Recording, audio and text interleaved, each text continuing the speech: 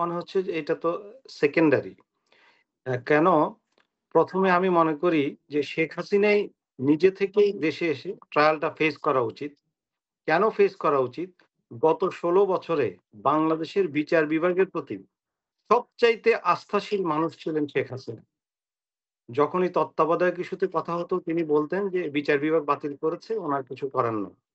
যখনই বেগম খালেদা জিয়ার সাজা, জামিনের বিষয়ে কথা হতো, তখন তিনি বলতেন যে এটা আদালতের বিষয়, কিছু করার নেই। যখনই এই ইন্টারন্যাশনাল ক্রাইম ট্রাইব্যুনালের বিচারের বিষয়ে কথা হতো, তিনি বলতেন যে ইন্টারন্যাশনাল স্ট্যান্ডার্ড ফলো করে এই বিচারগুলো পরিচালিত হচ্ছে যেখানে এক্সিকিউটিভের কিছুই করার নেই। আমি অনেক বক্তৃতা যদি আপনি ওনার দেখেন গত ১৬ বছরে, আপনি দেখবেন যে বাংলাদেশের সবচাইতে বেশি বিচার বিভাগের প্রতি আস্থাশীল মানুষ ছিলেন শেখ হাসিনা। তারপরে সম্ভবত ছিলেন সাবেক আইনমন্ত্রী। সুতরাং যাদের বাংলাদেশের বিচার বিভাগের প্রতি যেই সাবেক প্রধানমন্ত্রী যে আস্থা আমরা ১৬ বছর ধরে দেখেছি, সেই হিসাবে তিনি নিজেই এসে উনার বিরুদ্ধে যে অভিযোগগুলো আছে, সেই অভিযোগগুলো ফেস করা উচিত। আর যদি উনি তাতে রাজি না হন, তাহলে বাংলাদেশের সঙ্গে ট্রিটি আছে ইন্ডিয়ার, এক্সট্রাডিশন ট্রিটি উনিই করে গেছেন। এখানে সবকিছুই উনার তৈরি করা। এখন যেই ট্রাইব্যুনালে উনার বিচার হবে, সেটাও উনার হাতে তৈরি করা। সুতরাং ওটার নিরপেক্ষতা নিয়ে উনি কোনো প্রশ্ন তুলতে পারবেন না। ওটার গঠন নিয়েও, বৈধতা নিয়েও তিনি কোনো প্রশ্ন তুলতে পারবেন না এবং আমি মনে করি উনার আগের মতোই আস্থা আছে এটার উপরে। দ্বিতীয় হচ্ছে যে এক্সট্রাডিশন ট্রিটি যেটা, সেটাও উনি করেছেন। সুতরাং সেটা তো নিশ্চয়ই এমন কোনো ক্লজ নেই যেটা ডেট্রিমেন্টাল কোনো অ্যাকিউজড এর জন্য, যেহেতু ওটা উনিই করেছেন। আর ৩ নাম্বার হচ্ছে বাংলাদেশ ইতিমধ্যেই কূটনৈতিক সকল নিয়ম নীতি অনুসরণ করে এর আগে যে নোট ভার্বাল পাঠিয়েছিল, এটাও রেসপন্ড করা উচিত ছিল আমাদের প্রতিবেশী। নিজেকে ওনারা সবসময় দাবি করেন যে ওনাদের ইনস্টিটিউশন গুলো, ডেমোক্রেটিক ইনস্টিটিউশন গুলো অনেক শক্তিশালী এবং আমরাও সেটা বিশ্বাস করি। অনেক ডেমোক্রেটিক ইনস্টিটিউশন একটা সার্টেন লেভেল পর্যন্ত ওনাদের খুব শক্তিশালী ছিল। সুতরাং পৃথিবীর বৃহত্তর ডেমোক্রেসি যে ভারত, তাদের নিজেদেরই উচিত কোন রকম বিতর্ক এড়ানোর জন্য দেশ হিসাবে আন্তর্জাতিক পরিমণ্ডলে ওনাদের নিজেদের অবস্থান ঠিক রাখার জন্য যার বিরুদ্ধে গণহত্যার অভিযোগ আনা হয়েছে এবং সারা পৃথিবীতে এত, এত ডকুমেন্টাল এভিডেন্সেস সারা পৃথিবীতে ছড়িয়ে ছিটিয়ে আছে। ধরে নিলাম যে বাংলাদেশে উনি পলিটিক্যাল পারসিকিউশন এর শিকার হতে পারেন। কিন্তু জাতিসংঘ যেখানে বলেছে যে এই হত্যাকাণ্ডের সঙ্গে সরাসরি শীর্ষ পর্যায়ে জড়িত ছিল, সেহেতু ভারতের উচিত হবে এরকম অপরাধে অভিযুক্ত একজন মানুষকে তারা নিজেরা নিজ দায়িত্বে তাদের দেশের স্বার্থে, গণতন্ত্রের স্বার্থে, তাদের আন্তর্জাতিক সুনামের স্বার্থে তারা নিজেরাই উদ্যোগ নিয়ে উনাকে ফেরত পাঠাবেন যেন উনি একটা ফেয়ার ট্রায়াল পেশ করেন এবং ন্যায় বিচার পান। কেন? সারা পৃথিবী এখন সোশ্যাল মিডিয়ার যুগ। পুরো পৃথিবীর একটা একটা ভিলেজ। সুতরাং এখানে কোনো কিছু ম্যানিপুলেট করার সুযোগ নাই। এখানে ফেয়ার ট্রায়াল এর সবকিছুই থাকবে, সবাই উপস্থিত থাকবে, ইন্টারন্যাশনাল কমিউনিটি থাকবে, ইউনাইটেড নেশনস থাকবে, অভিযুক্তের আন্তর্জাতিক লয়ার রাখার প্রভিশন করা হয়েছে যেটা আগে ছিল না। সুতরাং ভারতেরই উচিত, যেহেতু নিজেদের ওনারা দাবি করেন যে ওনারা লার্জেস্ট ডেমোক্রেসি এবং ওনারা সবার রাইট প্রটেক্ট করেন, ওনারা ওনাকে ফেরত পাঠানো বাংলাদেশে।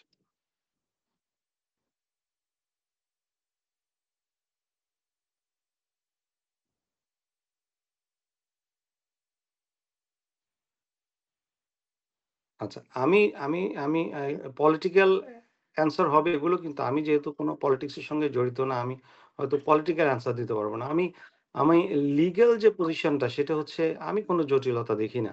আমি দেখি যে একটা ক্রাইম এগেইনস্ট হিউম্যানিটি একজনের বিরুদ্ধে চার্জ করা হয়েছে and that has been initially prima facie substantiated by an investigation report.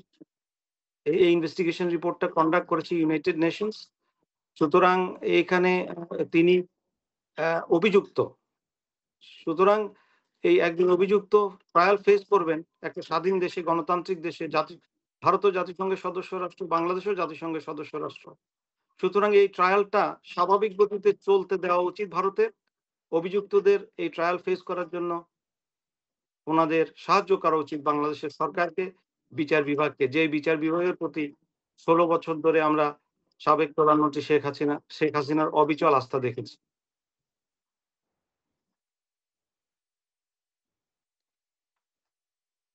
তো আমি বলতে চাচ্ছিলাম, আ এইটা খুব ইম্পোর্টেন্ট। আমি আমি এই জিনিসটা বাংলার পৃথিবীতে যতগুলো ফ্যাসিজম ডেভেলপ করেছে, যতগুলো ডিক্টেটর তৈরি হয়েছে, তারা সবসময় অ্যাবসোলিউটলি সকলের সমর্থন পায়নি।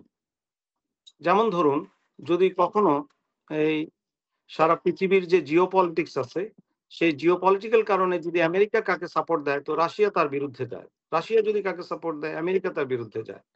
চীন যদি কাউকে সমর্থন দেয়, ভারত তার বিরুদ্ধে যাবে। ভারত যদি কাউকে সমর্থন দেয়, চীন তার বিরুদ্ধে যাবে। কিন্তু বাংলাদেশে ১৬ বছর কোনো ডেমোক্রেসি ছিল না, কোনো হিউম্যান রাইটস ছিল না, কোনো ইলেকশন হয়নি প্রপারলি। একটা ইলেকশন কন্ট্রোভার্সি বাইরে ছিল, বাকিগুলো ইলেকশন হয়নি।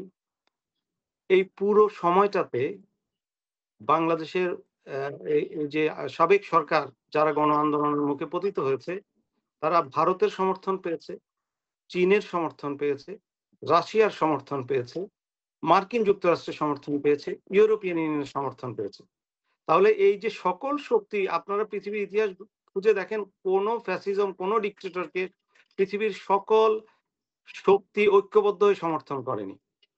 তারপরেও এই সরকারটি টেকেনি। সুতরাং বাংলাদেশের মানুষকে একটু ভিন্নভাবে ভাবতে হবে। সারা পৃথিবীকে ভাবতে হবে যে পৃথিবীর সব শক্তিশালী দেশ জিওপলিটিক্স এর গোল্ডেন রুলের বাইরে গিয়ে একটা সরকারকে সমর্থন দেওয়ার পরে সেটা টিকলো না কেন?